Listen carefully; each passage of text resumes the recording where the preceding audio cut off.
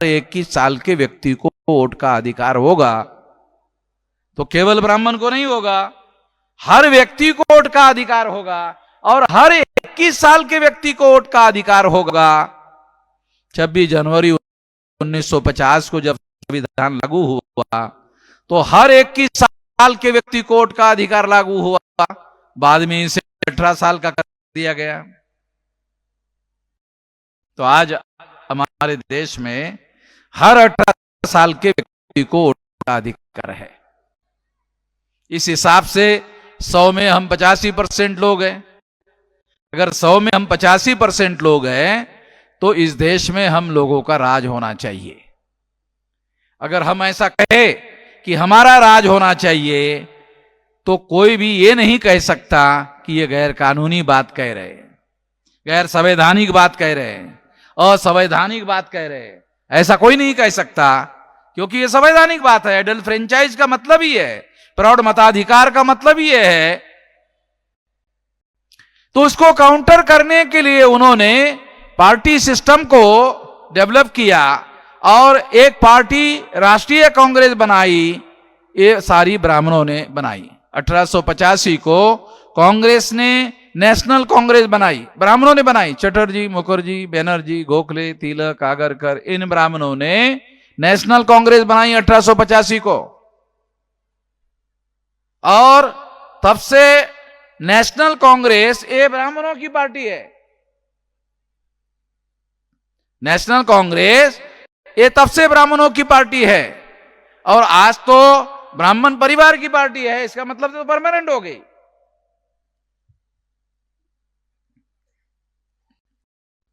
अभी दूसरी तरफ बात ले लो, दूसरी नेशनल लेवल की पार्टी है भारतीय जनता पार्टी।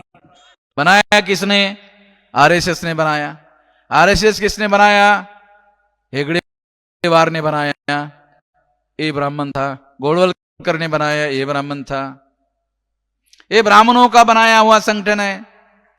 ये पहले जनसंघ बनाया राजनीतिक दल के तौर पर। जनसंघ का नाम पंडित अटल बिहारी वाजपेयी बदलकर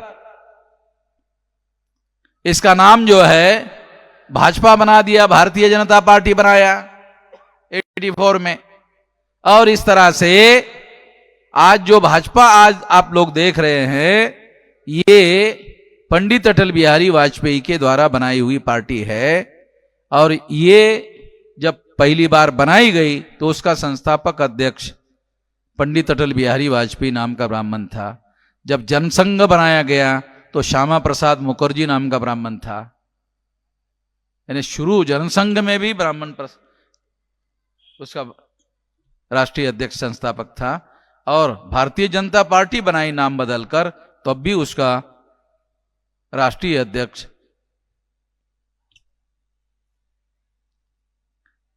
तो इस तरह से दोनों पार्टियां जो 3.5% ब्राह्मणों की संख्या है, उन लोगों की पार्टियां है। और उन पार्टियों के द्वारा ये सिस्टम इस देश में बनाया गया।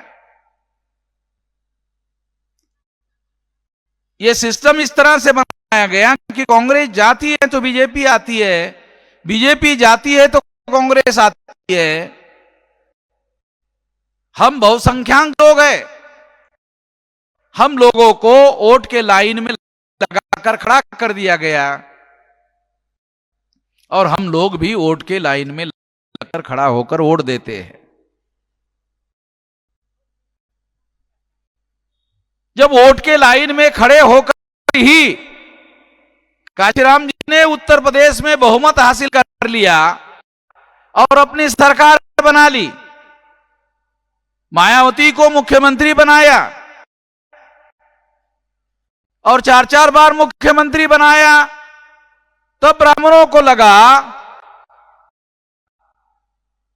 कि जो वोट पैटर्न है, ये जो वोट सिस्टम है, वोट के द्वारा सरकार बनाने का तरीका है, ये ब्राह्मणों के अनुकूल नहीं, ये ब्राह्मणों के लिए खतरा पैदा करने वाला है। ये बहुजन समाज पार्टी और काशीराम जी ने जो रणनीति बनाई, उस रणनीति को अंजाम तक पहुंचाने का काम उस समय भी वामसेप के लोगों ने किया, और आज भी भारत में थोड़ी बहुत जो बदलाव की प्रक्रिया चल रही है उसमें भी वामसेप एक महत्वपूर्ण रोल प्ले कर रही है।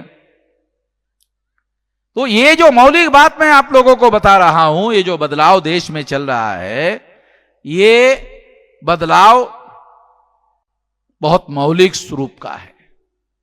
हम लोग आपको तमाम सिद्धांत है हमारे पास में। एक सिद्धांत है अल्पमत और बहुमत का, कि 3.5% ब्राह्मण हैं और हम सब लोग बहुसंख्यांक लोग बहुजन लोग हैं। एक मौलिक सिद्धांत है जिसे हम लोग सिद्धांत के आधार पर, कानून के आधार पर प्रचार और प्रसार में ला सकते हैं। दूसरी बात, दूसरा सिद्धांत है डीएनए के अनुसार ब्राह्मण इस देश के मूल निवासी नहीं है, विदेशी है। विदेशियों की ही कांग्रेस है और विदेशियों की ही भाजपा है।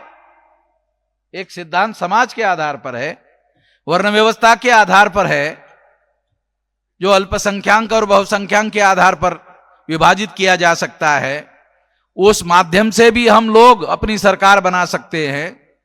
और दूसरा है कि डीएनए के अनुसार ब्राह्मण इस देश के मूल निवासी नहीं है, विदेशी लोग हैं। आप लोग हम लोगों को विदेशी नहीं कह सकते, ऐसा ब्राह्मण कह सकते हैं। तो ब्राह्मणों को कहा जा सकता है, जब अंग्रेजों को आप लोग विदेशी कहकर भगा दिया तो यह सिद्धांत सिद्ध हो गया कि विदेशियों को किसी और के देश पर राज करने का अधिकार नहीं है।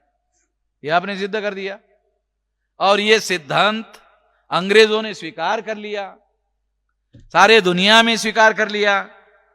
तो जब यह सिद्धांत स्वीकार्य सिद्धांत है तो निश्चित रूप से यह स्वीकार्य सिद्धांत तुम्हारे ऊपर भी लागू किया जा सकता है, क्योंकि यह स्वीकार्य सिद्धांत है, स्वीकार किया हुआ सिद्धांत है। इसलिए साथियों, यह दूसरा भी सिद्धांत है जिसके आधार पर हम लोग इस देश में विशाल संगठन का निर्माण कर सकते हैं। मगर तय है कि हमारे पास विशाल संगठन निर्माण करने के अलावा कोई विकल्प नहीं है। हमारे पास, हमारे समर्थन में ईवीएम नहीं है। ईवीएम का वो लोग उपयोग कर रहे हैं। हमारे समाज में बहुसंख्यांक लोग हम हैं, समाज में ब्राह्मण अल्पसंख्यांक है, समाज में हम बहुसंख्यांक है। दो सिद्धांतों के आधार पर उसको संगठित कर सकते हैं, ये भी मैंने आपको बताया। तो इसके आधार पर हमारे पास केवल एकमात्र विकल्प है और कोई विकल्प नहीं, क्योंकि ईवीएम विकल्प नहीं है हमारे लिए। हम ईवीएम में घोटाला करके बहुमत हासिल नहीं कर सकते। ईवीएम उनके लिए है। तो ऐसे सिचुएशन में हमारे पास विशाल संगठन का निर्माण करने के अलावा कोई विकल्प नहीं है। विशाल संगठन का निर्माण करने के बाद ईवीएम में घोटाला करना बहुत खतरनाक है।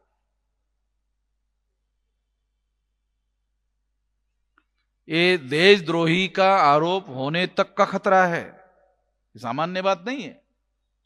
ऐसा करने से करने वाले लोगों पर देशद्रोह का खतरा मंडराएगा। और अगर आपके पास विशाल संगठन है तो इक्वल लेवल पर आप जंगे मैदान में उतर सकते हैं, क्योंकि जंग होगी। फिर अगर आपके पास विशाल संगठन है तो बहुसंख्यांक लोगों का समर्थन बहुत बड़े पैमाने पर मैदान में उतारा जा सकता है। 9 अगस्त 1942 को गांधी जी ने अंग्रेजों के विरोध में क्विट इंडिया मूवमेंट चलाई और 3 करोड़ लोगों को रास्ते पर उतारा। अगर हम लोग एससी, एसटी, ओबीसी और माइनॉरिटी के लोगों का जो संगठन हम बना रहे हैं और इसके द्वारा विशाल संगठन का निर्माण कर सकते हैं, आज आप लोग सुनकर हैरान हो जाओगे, 32 नहीं निकलता ही नहीं। और जैसे ही दिल्ली से बेटा आता है और देखता है और वो देखता है, उसका प्राण निकल जाता है। तो उम्मीद पर दुनिया कायम होती है। ये उदाहरण के लिए बता रहा हूं। तो इसीलिए साथियों, हम लोगों ने इतना विशाल संगठन का जाल बनाने का काम शुरू कर दिया है और ज्यादा समय नहीं है। 2030 तक वामसेप जो बुनियादी पढ़े लिखे लोगों का संगठन है, एक एक आदमी को समझाकर हमने खड़ा किया, तैयार किया। मगर मासेस का संगठन एक एक आदमी को तैयार करके करने वाला नहीं होता है। मासेस का संगठन जन आंदोलन करके खड़ा किया जाता है। और 9 अप्रैल को हम लोग जेल भरो आंदोलन कर रहे हैं, 1 जुलाई को भारत बंद कर रहे हैं, और ये बात हर 6 महीने के बाद 2030 तक करेंगे। तो लगभग 14 बार कर लेंगे। और 14 बार करने के बाद ये 6 लाख गांव का, 15 लाख बूथ का और 2 करोड़ सामाजिक समूहों का संगठन विशाल खड़ा हो जाएगा। इसके आधार पर हम लोग इस देश में जन आंदोलन का निर्माण कर सकते हैं। ईवीएम उनके साथ और उनके पास रहने के बाद भी ऐसा विशाल जन आंदोलन निर्माण करना ही ईवीएम का विकल्प है। ईवीएम का विकल्प ईवीएम नहीं है। ईवीएम हम उपयोग में नहीं ला सकते। ईवीएम को काउंटर करने के लिए हमारे पास विशाल जन आंदोलन, विशाल संगठन और विशाल जन आंदोलन निर्माण करना, यही एकमात्र विकल्प है। और ये विकल्प हम लोगों को निर्माण करना होगा, ऐसा मैं मानता हूं। और ऐसा आप लोग जो है करने के लिए लगातार आप लोग प्रयास करोगे।